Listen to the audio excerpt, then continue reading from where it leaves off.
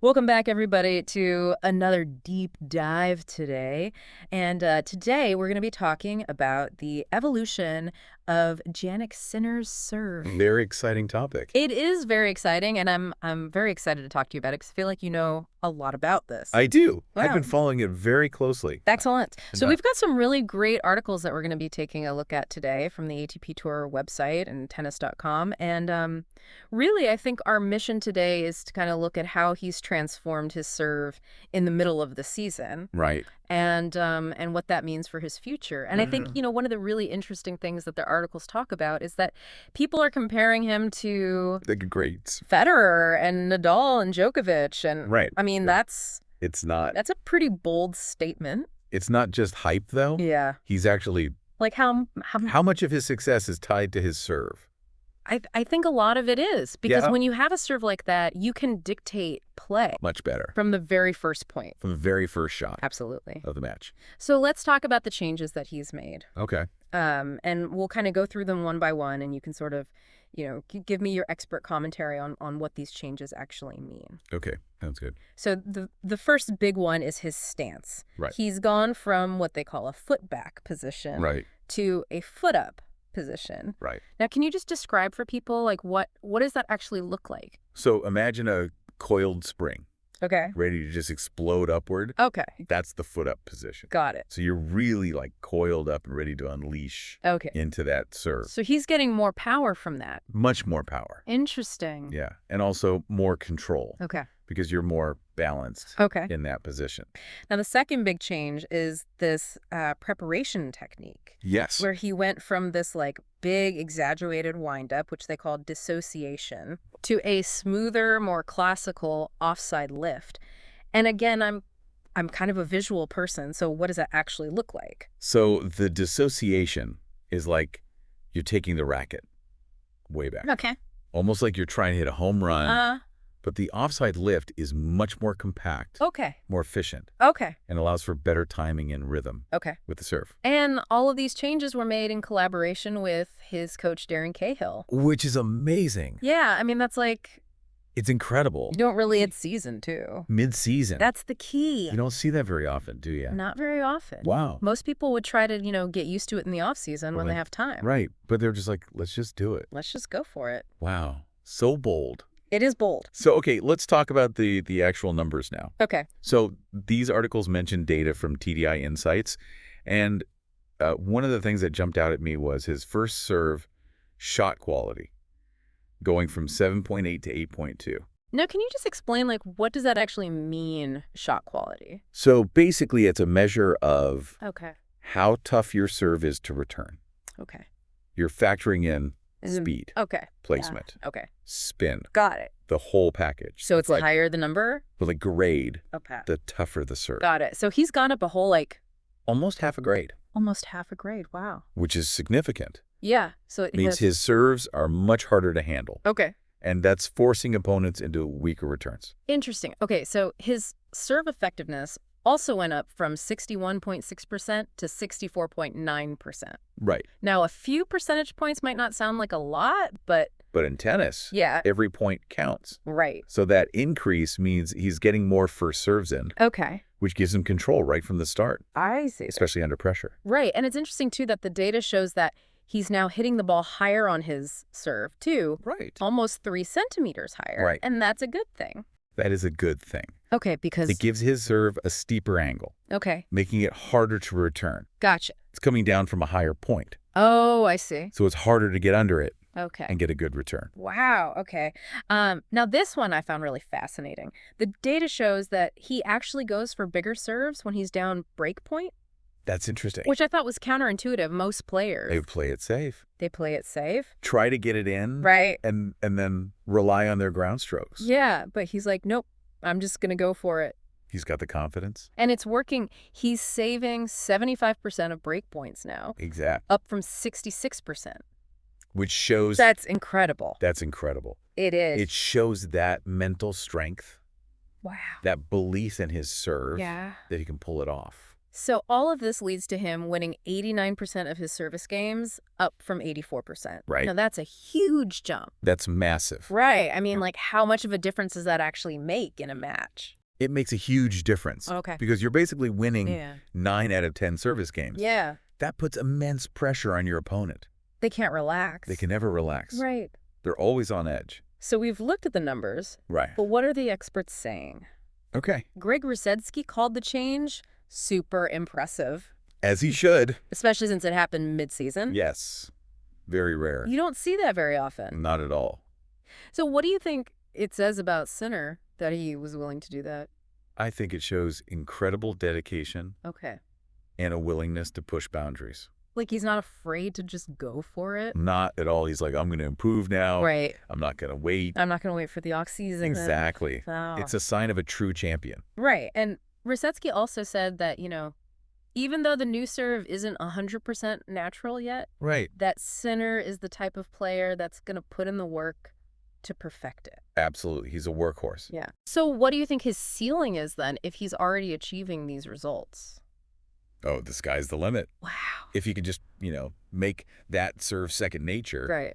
imagine what he'll be capable of. It's pretty exciting to think about. It is very exciting. Now, Craig O'Shaughnessy, who's the ATP Tour's brain game analyst. Right. I love his analysis. He's great. Yeah. He also pointed out that Sinner has simplified the motion, Yes. making it more reliable, especially under pressure. Which is key. Yeah, how important is that, do you think? It's extremely important Okay. because under pressure, Yeah. you want your movements to be Just simple. simple. So you don't overthink it. Exactly. Right. You don't want to be thinking about all these different mechanics. Yeah. Keep it simple. So he's made it almost foolproof. Almost. Okay. I mean, nobody's perfect, Right. but he's getting there. Right. And O'Shaughnessy also pointed out that Sinner's wide serve in the ad court Yes. is now a major weapon. A huge weapon, And he even used it effectively against Djokovic. which is amazing. Like, that You is, have that kind of shot it's a game changer. against one of the best players in the world. Absolutely. It's like, what does that do to a player's confidence? It gives you so much confidence because you know you have that weapon Yeah. that you can pull out. You've got an ace up your sleeve. Absolutely. Yeah. And, but it's not just the serve that's improved. He's improved in other areas too. Right. Rusedski mentions that his overall game has evolved. Right. He's improved his fitness. He's in better shape. He's in better shape. He's moving better. And because of that, he can transition forward more confidently. Much more confidently. Now, which leads to Rusedski's bold statement Okay. that Sinner is at the top of the list to win a Grand Slam in 2024. Wow. Now, That's a big statement. do you agree with that? I think it's definitely possible. Okay. He's got the talent, Yeah. the work ethic, Yeah. and now with the improved I think he's a real contender. Right. He can beat anybody on his day. So to back that up a little bit, Okay. his 18 top 10 wins this year put him in a group with only Federer, Nadal, and Djokovic this century. Wow. So just to give you an idea, Federer achieved that in 2004 and 2006. Okay. Djokovic in 2011, 2012, 2013, 2014, 2015, and 2016. Wow. And Nadal did it in 2013. So it's a very exclusive club. It is. He's an elite company Sure. at 22 years old.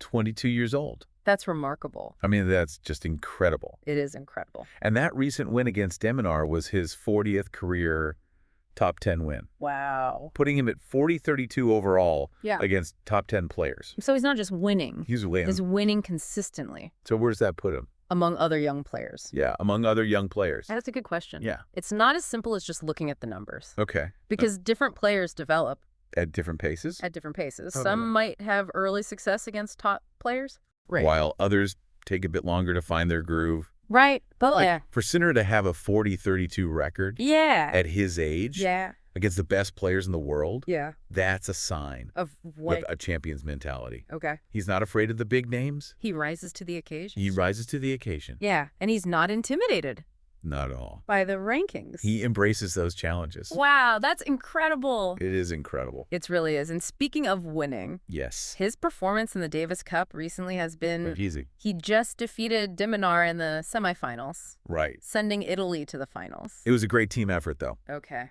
Matteo Berrettini also won his match. Right. It shows how strong the Italian team is. Yeah, and they're facing the Netherlands Yes, they are. in the final. That'll be a tough match. Yeah, but getting back to Sinner, Yeah, he's on a roll right now. he really is. He's on fire.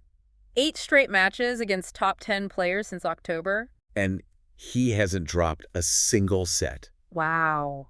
in that entire run. I mean, That's incredible. it's like something just clicked. Like he unlocked a new level. After that serve change, I think you're right. Yeah. The serve transformation it's like a mental thing, was T. definitely a mental thing. Right, T. It's given him a new belief. Yeah, it's like belief and confidence. Exactly. So we've talked about the change in his serve. Right. We've looked at all the data. Yes. We've heard what the experts have to say. Mm-hmm. And we've seen his recent success. Yeah.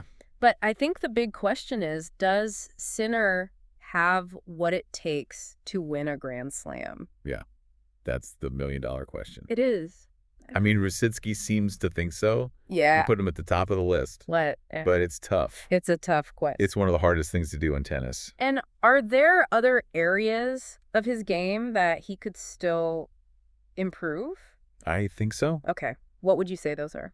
Well, let's take his backhand, for example. Okay. While it's solid, Mhm. it can break down under pressure sometimes. Okay. If he can improve its consistency Okay. and add more variety, Okay. it would make him even more dangerous. So would you say that's like his main focus? In the offseason, Yeah, in the off season. I think it should be a priority, Okay. but we also can't overlook the mental game. Yeah. Grand Slams are grueling, Yeah.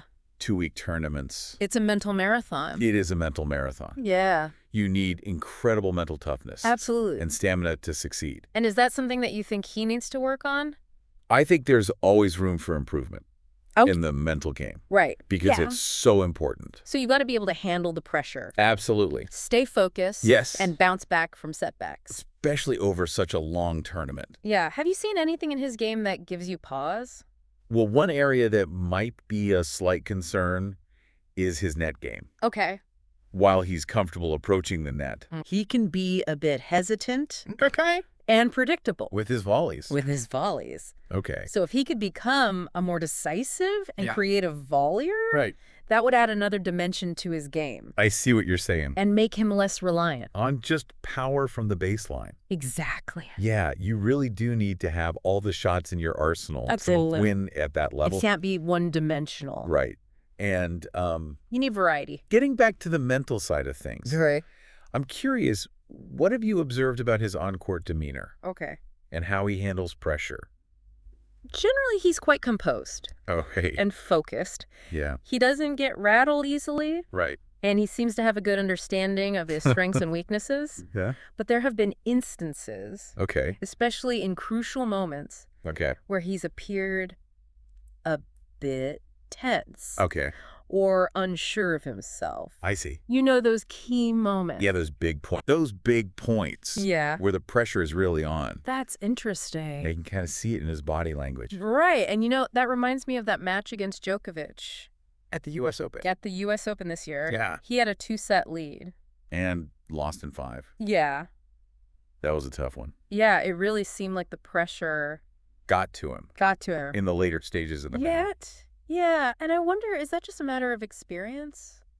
I think it's partly experience, Okay. partly just learning to manage those high-stake situations. Right. Because, you know, Djokovic, he thrives in those situations. He thrives under pressure. Yeah, it's like he gets better He gets better. when the pressure's on. It's amazing. It's incredible to watch. It is. But even in that loss, Against Djokovic. yeah, you could see those flashes of brilliance Oh, absolutely. from Sinner. He's got so much talent. And that's what makes him so intriguing. Yeah. It's like he has the talent and the drive, but he also has those areas where he can grow. Exactly. And that's what makes following his journey so exciting. It's fascinating. It's like we're watching Yeah. him evolve before our very eyes. It's like watching a young Federer Or Nadal. or Nadal, Yeah, like in the early stages of their career. exactly. So what specifically do you think he needs to do? To reach that next level. Yeah, to reach that next level. Well, apart from the technical aspects, like Right. improving his backhand and net game, Right. I think a key factor will be Yeah. his ability to develop a killer instinct. What do you mean by killer instinct? It's that ruthlessness, Okay. that unwavering belief Okay. that you're going to win no matter what. Okay. Think of Federer, Okay. Nadal, Djokovic. Yeah. they have this aura of invincibility. Right. This ability to seize control of a match Yeah. and never let go.